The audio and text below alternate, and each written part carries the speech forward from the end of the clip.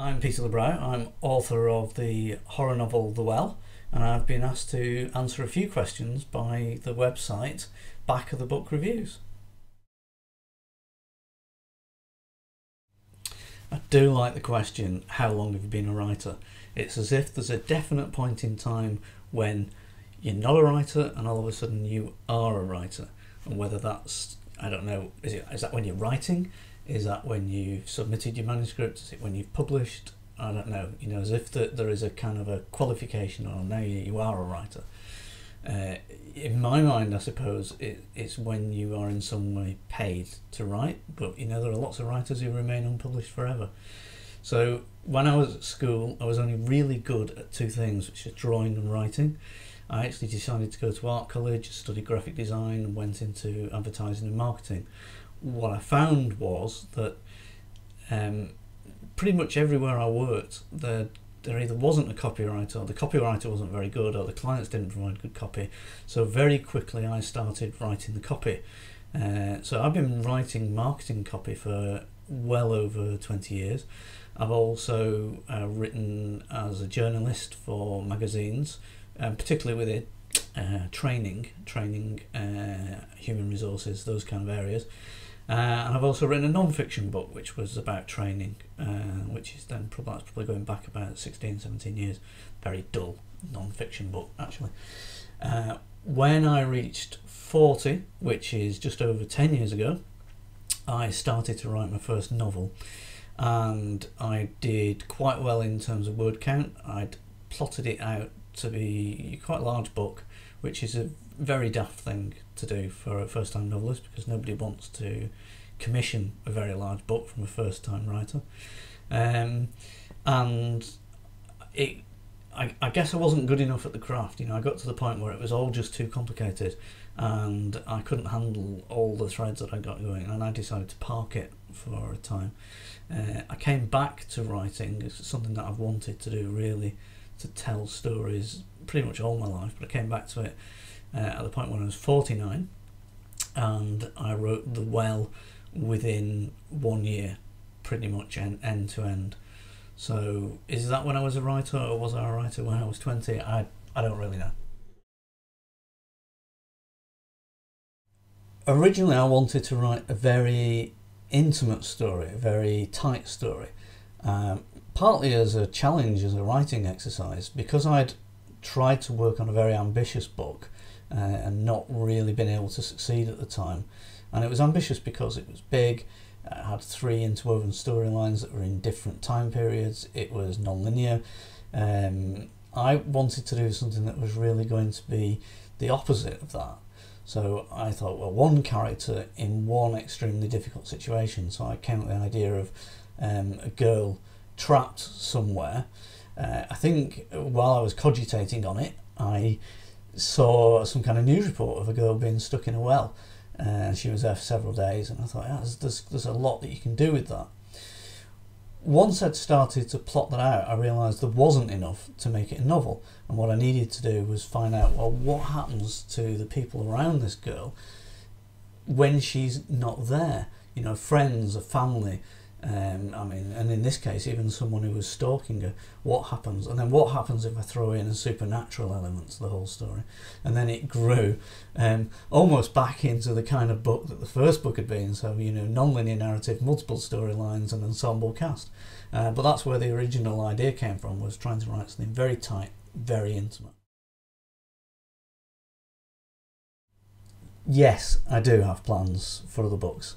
The current plan is that The Well is the first in a series of 6 books. There's a reason for the number, but that's not going to become apparent until maybe book 5. They are all set in the same place, and they share sometimes the same characters.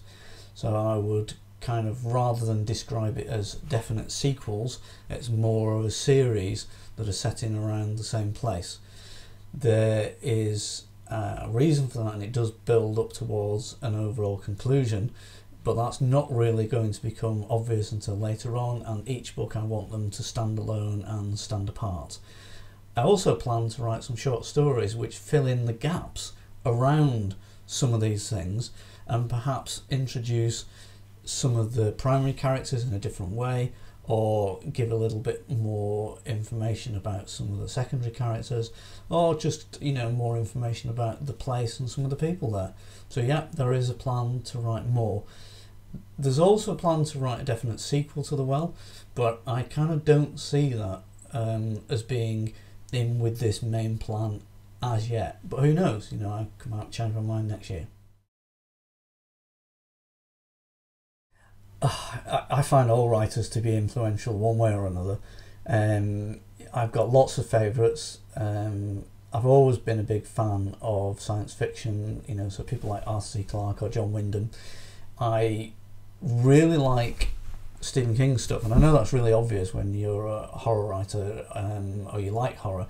Stephen King is always the most obvious choice, but actually I like him for the non-obvious reason. I really like the way he paints a picture. You know, it's almost like watching a film when you're reading a Stephen King book. The words melt away and you're just in there. You're not conscious of great prose. I was not to say it isn't great prose, no offence, Stephen. But, you know, it's like watching a film, and I think that's a real gift, and that's something that I'd love to be able to do to that degree. But I do like great prose. I also like John Irving. I think he's an absolutely great, marvellous writer. I love Steinbeck. So there's quite a lot of stuff, but I also like things like V for Vendetta by Alan Moore, which is really a kind of a graphic novel, and I love the way that that's constructed. Yeah, there are lots of writers that have influenced me. I don't think there's one especially in particular, but I think all of it goes into the melting pot. I don't think I have a favourite place to write. I like to write actually in lots of places. I have a place where I don't like to write, and that's here. This is my office, this is where I run my business from. So I work for myself, I'm a website designer, marketing copywriter, and I work in here 9 till 5 or whatever during the working week. So when I'm writing, actually I don't really like to be here. I want to be somewhere else. So maybe I'll go and work in a different room in the house. I mean, I do work here. Sometimes maybe I'll go and work in a different house. I'll go and work in a coffee shop. I've worked in lots of places. I mean, The Well, vast chunks of it were written in a car while I was a passenger. They were written on the plane going to and from New York. They were written in all places around the house. When I was away on business, or sometimes I would just take a couple of days and go and stay somewhere so that I could write without any distractions. So I don't have a favourite place to write, but I know where I don't like to write, and that's kind of here. Lately my eldest son has just moved out, so that's given us a spare room, and I've kind of adopted that as my writing den. So again, it just gives me a complete change of environment where I can go and not be with all the other stuff that I have to be with during the working day.